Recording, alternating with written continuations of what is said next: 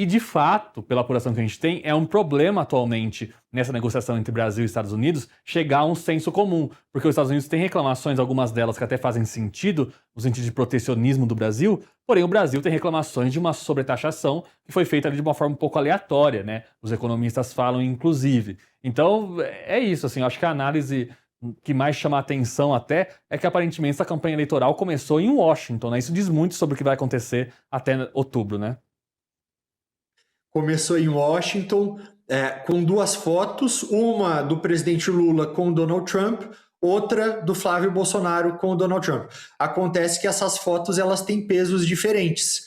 Uma é muito mais fácil, é você apertar a mão, dialogar com um aliado ideológico, com a pessoa que tem as mesmas visões de mundo do que você, e eu acho que tratando-se ainda de um presidente altamente impopular, não apenas nos Estados Unidos, mas no mundo inteiro, que tem rifado, que tem ameaçado países aliados, países da OTAN, inclusive, países das Américas, isso é bastante diferente. Agora, quando a gente coloca a foto do presidente Lula, que é alguém realmente que fez diversas críticas, inclusive cometeu alguns erros, como, por exemplo, durante o período eleitoral nos Estados Unidos, ele chegou a declarar uma preferência pela eleição da Kamala Harris. Errou a fazer isso. Não deve um presidente de um país se posicionar a respeito de uma eleição em um outro país democrático.